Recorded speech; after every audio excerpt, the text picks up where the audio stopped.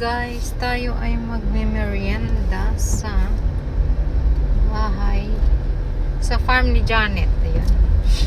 Dapat bukas breakfast kaso may mga lakad lahat. So, tato. Ngayon na. Pero daanan ko muna si Maribel.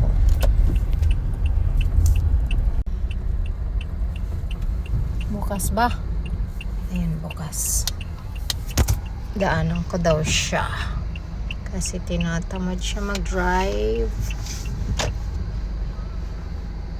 Asa na? Baka naman umalis na ang bro. Kay Janet ay nilagang saba, ako naman ay nilagang kamote.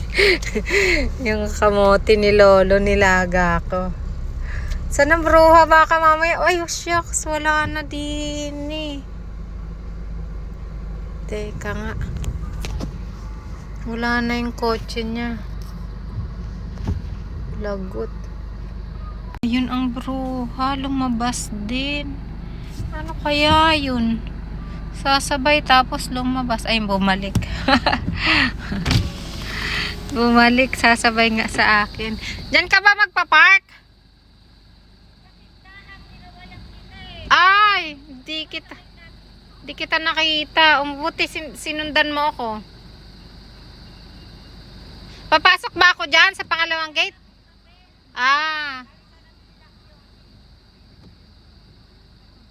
Ikaw talaga. Dumiretso ka na lang sana doon. Ikaw talaga. Talaga ito si kumari kong Maribel. Tignan mo naman. Nakaalis na pala siya. Bumalik pa kasi nakita ako. Talaga ka. Teka, ibaba ko nga yung isda niya. Ibaba natin yung isda. Galing kay Kuya Uto. Binigyan din sila ng mga isda. So, yan, nilagay ko sa cooler para hindi masira. Baba nga muna tayo. Ano? Sige, papasok daw pala ako. Sabi ni Madam Damin.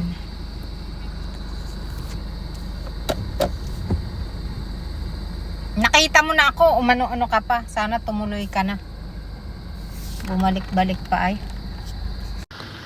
Pasok na nga lang tayo muna kasi gustong-gusto ni Sofia pala yung santol. So hihingi tayo ulit ng santol kay Madam. Diyan ka muna. Tayin muna natin. Mabili sa balo. Thank you. Basta yan ma. Para healthy ka ma. Sa loob, din sa kitchen. Napagod akong paglaba. Ha? Napagod ako maglaba. Naglaba din ako gabi. Para tuloy akong lalagnatin. Sobrang pagod. Ay! Sorry ng Kunting bunga. Gusto mo? Wag na. Halika ba? Pakuha na lang kita sa ring. Kailan mo gusto? Wag na. Wag na. Mapunta na kami. Nakita mo na ulit. Kawawa naman si Mother. Bye, Mother! Nasa bag ko. Hala, ang dumi ng ano ko, sister, ha, ng kotse ko, ha. Okay lang. Naku, parehas tayo, men. Saan ko ba nilagay yung bag ko? Animal. Hala ka, men. Baka nandun pa sa kotse mo. Tokishan forever. Andito, naunahan kami ni Lisa, oh. Ikaw ngayon magbukas ng gate. Thank you, friend. Thank you, Mars. Wow, nakato. Wala ko ba nakasakyan na puti? Anong puti? Nag-model pa. Isang mo Hoy! na. Hindi kami makakabasok yung motor mo. Diyos ko po. Tusok mo yan, baka yan bumanlandra. Ayan ang truck. Teka, hawakan ko. Sige, hawakan mo ito. Ano, baka May tricycle sa likod ko, magalit na talaga yun. Welcome to Janet Place. Talaga naman, makapaglakwatsa lang talaga yung mga tropa. Naiwan ko sila sa gate. Ang layo kasi ng gate, para ding bahay ni ano. Parang bahay din ni Maribel, ang layo ng gate. Nasaan tayo? Sa likod? Bahay kubo daw? O dito na lang? Sa likod. Ikaw? Wala akong dala. Ha? Wala akong dala. Ay, sarili mo, dala mo. Di ba may dala ka motor? Oh. Ayun, natokis naman kami dun sa kotse no parapol Sabi pa niya, hindi ako dukha. Sabi pa niya. Nasokit ka mo, nagbilang ang si Kurt. Ah. Dapat pala kakapag-helmet si Kurt ng nabunot. Sino pala? Nabunot si Kurt sa consolation prize. Ay, ganon? Oo. Galing. 1,000. Madulas.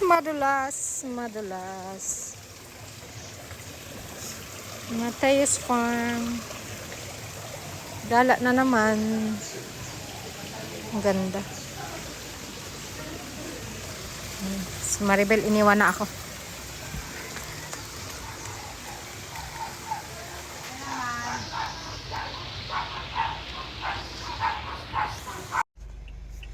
Nag-invite na naman si Janet. Ay, si Maribel.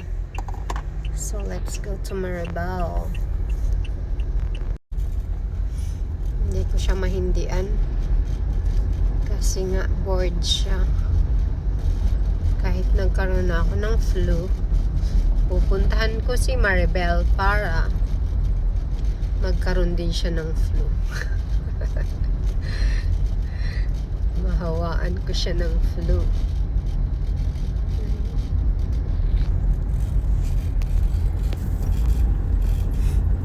Mga baka.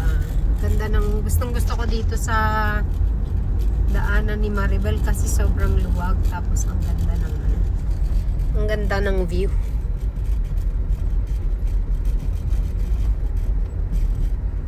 Pakita ko sila siya. Bukas naman bukas na, so let's go, let's get in. Saan ba ang bukas? Doon o doon? Dini tayo sa diretso lang.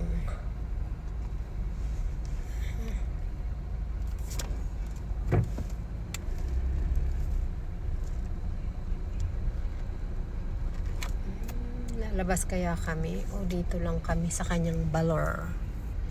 Kami kaya ay magde-dinner outside o dito lang? Let's see. Pumasok na nga tayo. Walang tao. Tao po.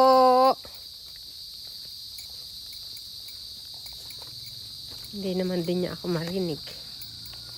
Can you see me there? May mga dala-dala ako. Gugupitan ko si mother at saka kukulayan para gumanda. Yun yung promise ko sa kanya. Papabeautyhin ko siya today. Hello? Ha? Bakit? Hindi ko alam. Hindi siya nagdadrive paggabi. Parang ako din siya. Nagdadrive ka naman. Hindi nga tayo ng anong oras na. Oo nga, pero hirap ako sa gabi. Ayoko masyadong sa gabi. Pareho kami ni Ate Jack. Subukan mo, magdadrive yun. Maaga pa naman Hindi magdadrive. Kaso pala, Tampo na naman yun. kaya nga sabi nandiyan pala siya Hindi ako dinaanan. May paiyak-iyak pa Sino? Si Janet. Bakit? Yung kanyang, message niya sa akin. Ayun na nga. Nag-long drive kami hanggang Kabanggan, pero after nun, sobrang maulan. So, at the same time, itong aking recording, hindi pala na-record yung on the way to Kabanggan. So, now, I am here at Walter Mart. I'll show you. Kasi nga, nag-request si Dad ng KFC chicken ang dinner niya. Good thing kasi ayoko nang magluto. Sobrang ulan papuntang Iba. So talagang bumalik na kami ni Maribel. Nag-road trip lang. We are here na sa Subic. Bibilang ko lang sila ng dinner kasi tinatamad ako Tinatamad na ako magluto. Mga tol. Gusto ko na lang gumala muna. So, bili na lang natin sila ng food. Hello. Solo.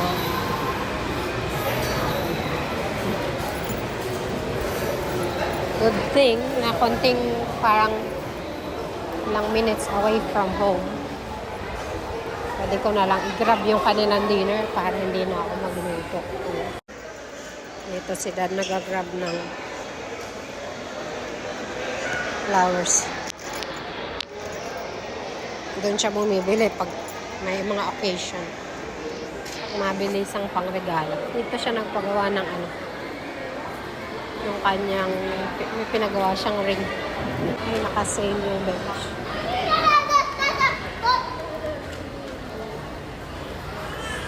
$3, $4, $6.99. Dito tayo sa KFC. Buti na lang talaga may KFC na dito. Kasi nga, pupunta pa kami sa Subic Bay para sa KFC. Eh, andito na ngayon. Thank you, KFC.